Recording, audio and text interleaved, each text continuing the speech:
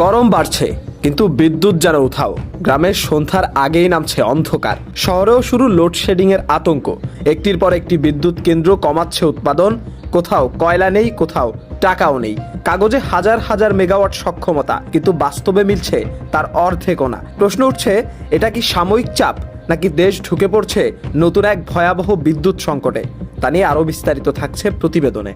দেশের বিদ্যুৎ ব্যবস্থার বড় চাপ তৈরি হয়েছে কয়েকটি প্রধান বিদ্যুৎ কেন্দ্রের উৎপাদন কমে যাওয়ায়।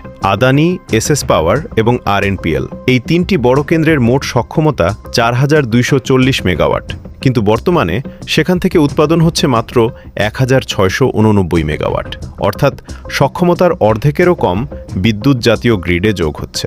সংশ্লিষ্টদের মতে কারিগরি ত্রুটি, কয়লা সংকট এবং আর্থিক বকেয়া, এই তিন কারণেই কমেছে উৎপাদন।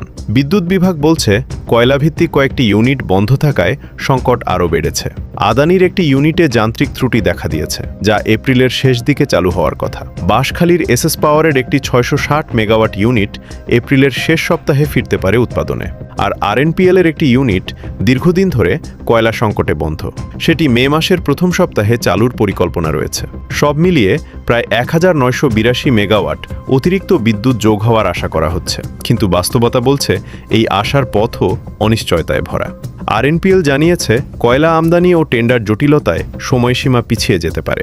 অন্যদিকে এসএস পাওয়ারের দাবি, বিপিডিবির কাছে তাদের 4500 কোটি টাকার বেশি বকেয়া রয়েছে।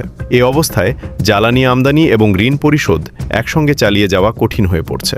অর্থাৎ সংকট শুধু প্রযুক্তিগত নয়, আর্থিক ব্যবস্থাপনাতেও বড় চাপ তৈরি হয়েছে।